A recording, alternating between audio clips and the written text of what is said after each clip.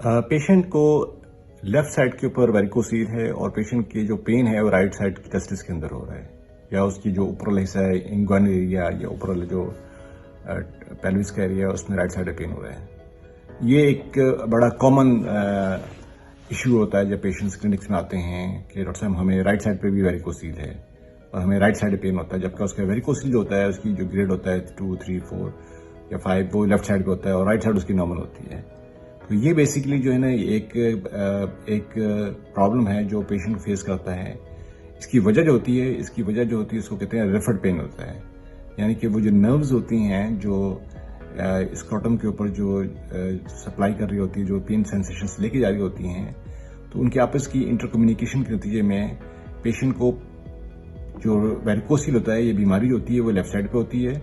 لیکن اس کا جو پین جو ریفرڈ پین ہوتا ہے وہ اس کا رائٹ سائڈ پہ بھی ہو رہا ہے، اور یہ بڑا کامن فیکٹر ہے۔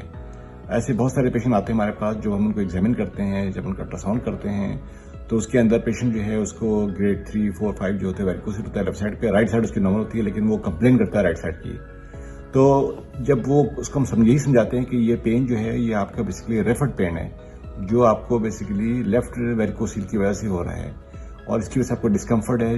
جو آپ کو رائٹ سائڈ محسوس ہوتا ہے۔ اور جب ہم اس کو الیکٹیولی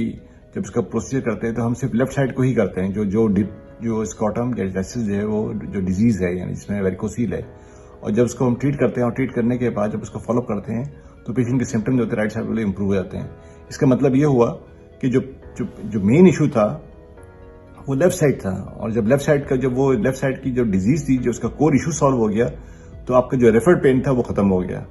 تو یہ ایک چیز سمجھنے والی ہے مریضوں کو کہ آپ کو اگر لیفٹ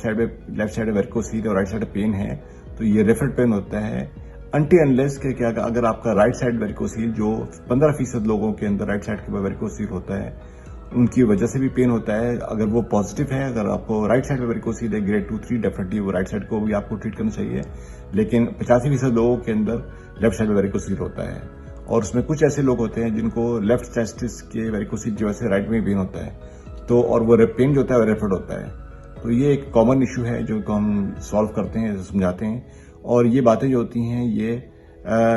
ٹیلی فون پہ نہیں ہوتی، یا آپ کو ایسے نہیں، جب تک آپ پیشنٹ کو ایک فزیشین، یعنی کہ میرا جو کام ہے، جو میں پیشنٹس کو دیکھتا ہوں، میں اپنے کوئی بھی ایسا پروسیجر میں نہیں کرتا جب تک پیشنٹ کو خود نہ دیکھوں۔ تو میں خود دیکھتا ہوں، خود اسکرین کرتا ہوں، اسکیننگ کرتا ہوں، الٹرا ساؤنڈ کرتا ہوں، پیشنٹ ایگزامن کرتا ہوں، پھر اس کے بعد ایک میرے ذہن میں ایک آئیڈیا بنتا ہے کہ میں نے کرنا ہے کیا ہے پیشنٹ کو، اس کو تکلیف کیا ہو رہی ہے اور اس کی وجہ کیا آئی۔ تو یہ ایک پیشنٹ ٹو فزیشین ریلیشن شپ ہے۔ ایسا نہیں ہوتا کہ ایک صاحب جو ہیں وہ اتنے ہزاروں کلومیٹر دور بیٹھے ہوئے ہیں اور اس کے بعد وہ صرف ان کے جو اسسٹنٹس وغیرہ جو ہیں وہ ان کو دیکھ رہے ہیں، اور نہ وہ فزیکل ایگزامن کرتے ہیں، نہ وہ کچھ کرتے ہیں، بس وہ کہ یہ آپ کو یہ بیماری ہے، آپ یہ علاج کرا لیں۔ ایسا نہیں ہوتا، دس از ایبسولوٹلی رانگ۔ آپ کو پیشنٹ فزیکل انٹریکشن ہونا چاہیے۔ فزیشین کو جو ڈاکٹر ہوتا ہے، جو آپ کا جو آپریٹر ہے، یعنی اگر میں آپریٹر ہوں، میں نے پروسیجر کرنا ہے تو میرا فرض ہے کہ میں پیشنٹ کو خود دیکھوں، خود ایگزامن کروں، خود اس کا اسکین کروں، اس کو ڈائگنوز کروں، اس کے بعد اس کا میں پروسیجر کروں، تاکہ وہ آپ کو ایک کمپلیٹ پیکج کے اندر آپ اس کو پیشنٹ کو اس کی بہتری کے لیے کام کر سکیں۔ اگر آپ ہم سے ویریکوسیل سے ریلیٹڈ یا ویریکوسیل امبولائزیشن سے ریلیٹڈ ہم سے اگر آپ رابطہ کرنا چاہتے ہیں تو ہمارے سوشل ویب سائٹ کے ذریعے ہم سے رابطہ کر سکتے ہیں۔ شکریہ۔